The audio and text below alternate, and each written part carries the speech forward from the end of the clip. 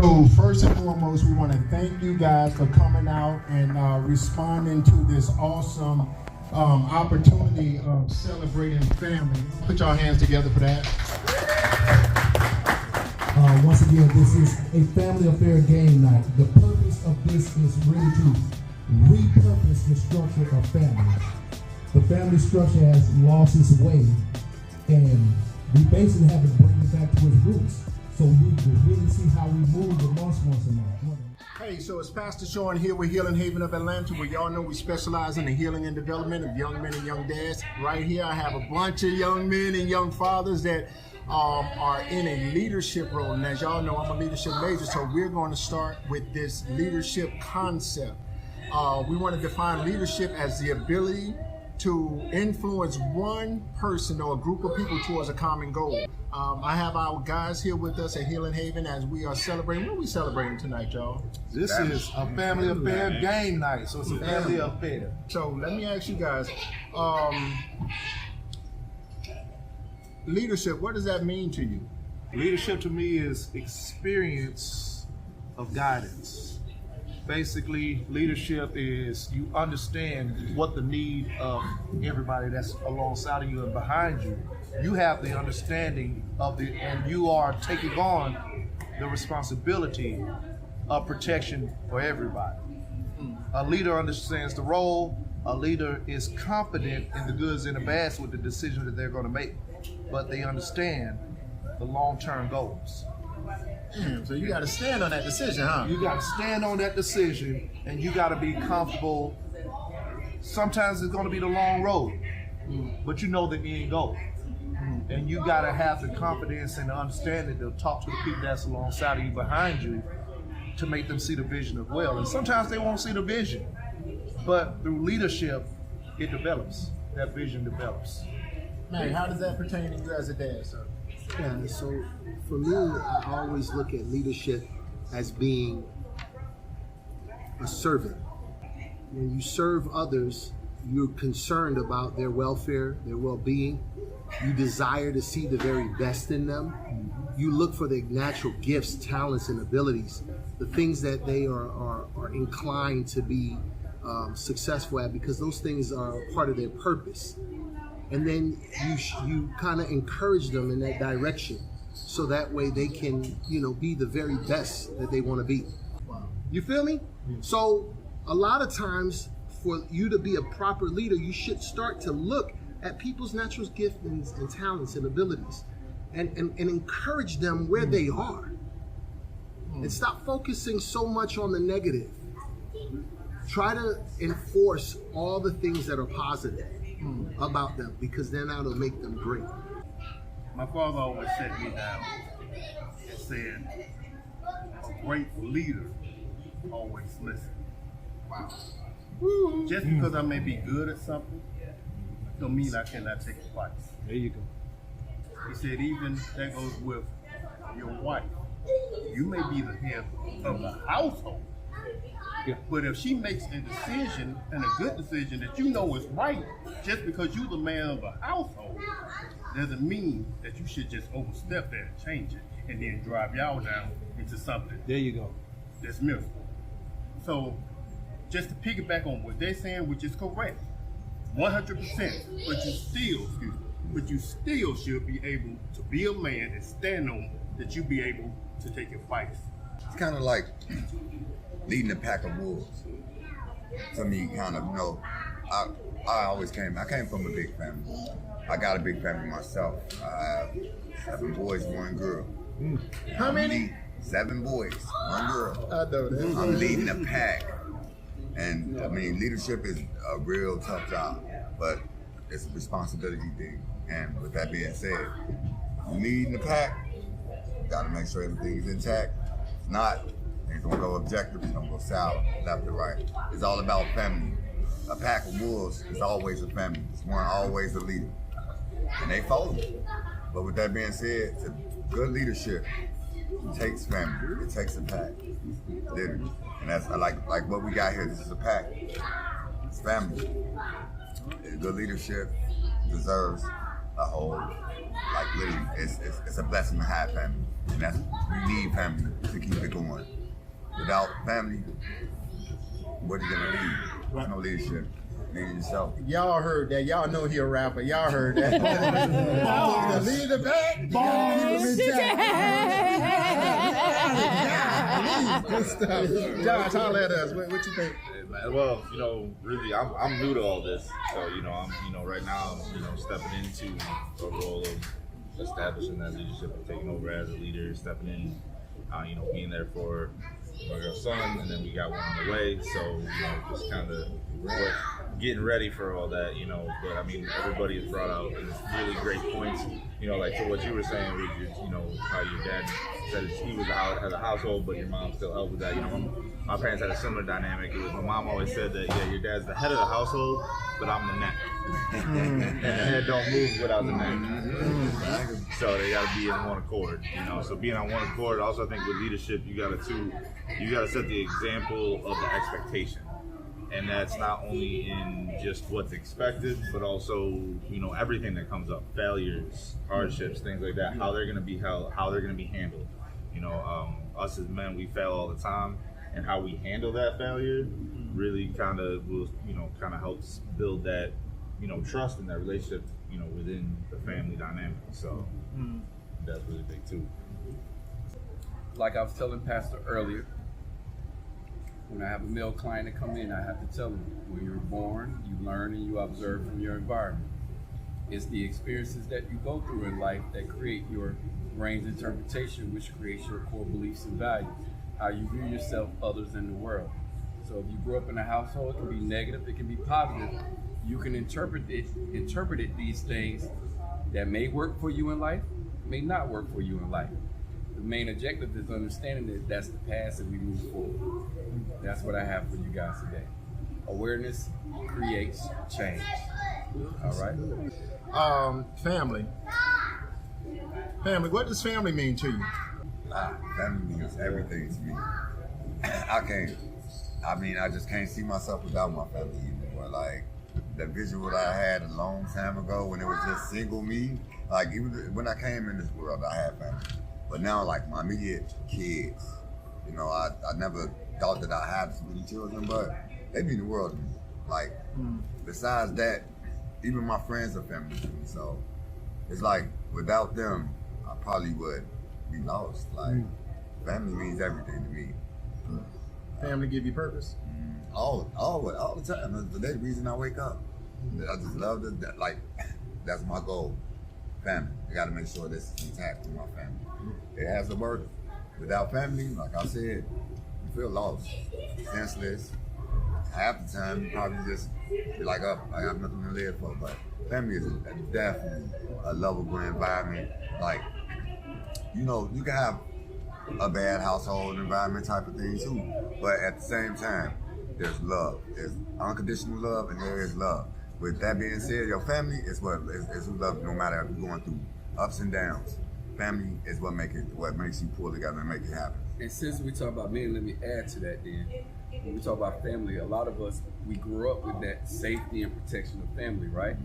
But see, what I find, once we hit a certain age in life, 40s and 50s, we kind of lose ourselves sometimes. So we got to make sure we have a balance between the number of compromises that we're making when we're protecting the family too. Because you can get to a point where you feel, now you're lost. Who am I? Where do I stand in this thing? And so finding that balance. So I'm always preaching, find your activities. What the things you used to do when you were a little boy that was fun to you. Go back to those things while we still are making sure that the family's together. And once you have that balance, you can't lose. With family and just being a man himself comes structure, strength, and with other core values that helps you build and learn to love yourself, love your children, love your spouse, and all that together is a structure, because you build those roots that's in the ground, and as you grow yourself, your family, your children, your spouse, as you grow with those deep roots in the ground that you have planted, you still stand strong, and you together. I always think about family from a concept of interdependence. So most people want to be independent, right? But everybody needs someone. We were not designed as human beings to live life alone. We all need each other, right?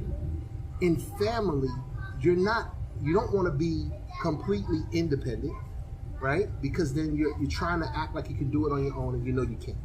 But then you don't want to go to the opposite extreme of being codependent, where you can't do anything on your own. Right. Everything is dependent upon somebody else. Right. Ooh. So the concept of interdependence says that we're somewhere right there in the middle. We need each other, and we recognize that we need each other, but we can fend for ourselves solely as individuals. So when we're thinking about rearing our children, right, the goal is to try to not give them just independence, but to allow them to understand that concept of interdependence, where I'm still here, baby, if you need me. I got a 24-year-old and a 22-year-old, right?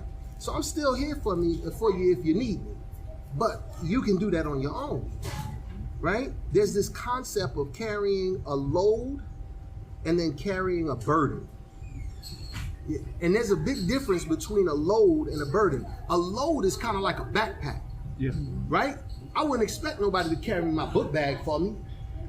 But now a burden, that's like a boulder. Underneath the weight of that, it'll crush me all by myself. A lot of men, sadly, they try to carry these burdens. They don't unload them at all. They don't ask for help. You know what I mean? And then they wonder why the suicide rate is such an alarming rate. Why people are crushing under the weight and the pressure of these boulders. Not taking care of ourselves. Yeah, we wasn't designed to carry that load.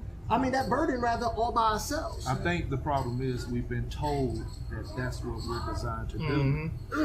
Let's talk about that. We get told you can't cry, suck it up. Military guys, suck it up and drive on. Basically, no matter what it is, you need to be able to adapt and overcome. At the end of the day, you can't make excuses. You can't what do we hear when you're soft? Stop crying. We get called out of our names when we are weak. But they tell us, hey, open up your heart, open up to us. And when we do, as men, we kind of get a negative response from when we actually open up. Because the repercussions is, I've held this in for years. So when I finally let this out, it's a volcano. It erupts. You know, now that volcano can be violence to someone else. That volcano could be violence to myself. Because I've been told for so long, hold this in. And that's the problem. Yeah, I think. So you wound up with that that mindset and that truth. Do you wound up ruining your family? Yes, you can. You can, but only way you can ruin your family is if they understand. Like, let's just say you're a wife and your husband, a military guy, that's my background, PTSD. She understands what his problem is.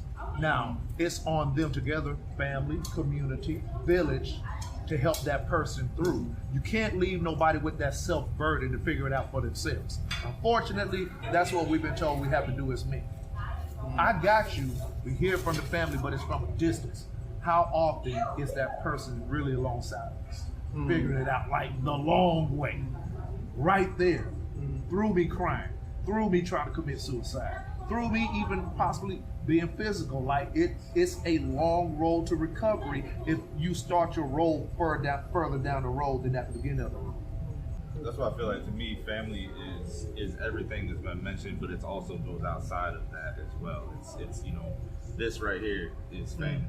You know what I mean? And us as men coming together and having these conversations, that's family right there. Yep.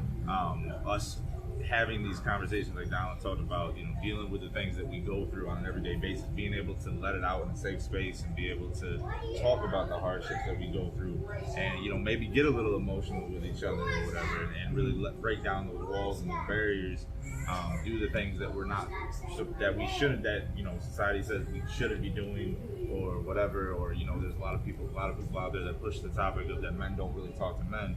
But myself personally, if we look around my circle, we got each other's back. The men in my group, we got each other's backs, and that's important. You know, having that there, because we're gonna understand something that maybe, you know, our wife may not understand. Relate. You know, and relate. We're coming from the same place. Notice what I said earlier. One of the things that we stand on: responsibility and accountability. Leading a family is responsibility, man. It's a great responsibility, and you got to be accountable. And a lot of times, we're not responsible and we're not accountable. Therefore, we damn near forfeit the responsibility, or the. It should be, even in the stresses that it causes, it should be a joyful. It should be. Max said earlier about the burden. And what was the other part? The load. The load and the burden. There has to be a distinction between the two, but it still depends on how you were brought up. Yeah. You know, I think a lot of it has to do with the fact that vulnerability is scary. Can we keep that 100? Yeah. Because here's the deal. If I'm vulnerable with you, right, then I give you the ability to be able to hurt me. My wife knows things about me. She can tear me down, boy. You hear me? Y'all understand me. You know what I mean? She got 28 years of my secrets. She knows all the bodies is buried. You feel me? But that's scary. The thing about it is that you know what's scarier though? You know what's more dangerous? If I'm vulnerable with no one, because then I hurt me. To whom much is given, much is required. And again, if I don't learn to value that responsibility, I'm always going to mismanage it. I'm always going to mishandle it. And then I'm always going to be victimized, but to my own detriment, you know, because again, I don't want to be vulnerable with him and say, hey man, really, I'm messing this thing up because I'm not focused, I'm not disciplined, I'm not on purpose, I'm not intentional. It's my damn family. You understand? So in it, if I'm never vulnerable with you guys and say, hey, so damn, Sean, man, you're doing a hell of a job with your family, man. Like, what is that like? What are the choices that you making? Because we not making the same choices, you know what I'm saying? But being vulnerable and open and saying those things like, damn, dog, you're doing a hell of a job with your family. How did y'all get to that point? And being open and honest with it, because at the end of the day, until I get to that place of vulnerability, trust, honor, honesty, I'm always going to be leading my family from the deficit.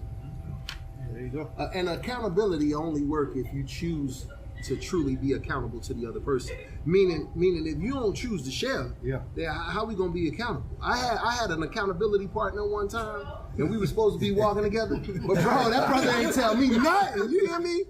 I'm sharing everything. I'm telling him, I'm confessing to him like he's my priest. You feel me? But that brother ain't sharing nothing with me. And then when something happened in his life, I was sitting back like, man, I was supposed to be there for him, but I ain't know. Because every time I hit him up, what'd he say? My man said it earlier. What's the service answer you said earlier? I'm straight. I'm good. I'm straight. I'm straight. I had a conversation with, I got 50 employees up under me. So I do a lot of counseling. And I get a lot of, I heard you, Mr. Williams. And my follow-up is, you did not hear me if you did not work to resolve that. That's accountability. That's what's up. You overhear it, now you take it in, and what's the work to resolve it? Now, Do something about it. do something about it. Will that resolution come in a day? I don't expect it to come in a day. But you have to take it in, assess where you're dropping the ball at, and work towards it. The assessment part can be however long it is for that individual. Yo, a college professor told me one time, he said, Mr. Mackey, if you fail to plan, then plan on failing. Hey, so we're going to go ahead and leave it right there, y'all. Again, any event that we have is always geared towards strengthening the man, strengthening the family, empowerment, and all of those things, and then surrounding yourself. As y'all see my man right here with these damn trophies, y'all. so in it, you know, he ain't coming with thing, so he gonna take us up. He put him on. Hey, them all this guy. by him. The champ is here. The champ is here. Oh, you like me? You really like me? Hey, so again, I want to thank you guys, man, really for coming out and showing up, man, and really for this opportunity to. We say here at the Healing Haven of Atlanta that this is a safe space for our guys to be able to come in and share information, but also to be able to get empowered and to be able to get on their feet. Yes. And all and in all of this, we're better together, y'all. That's fact.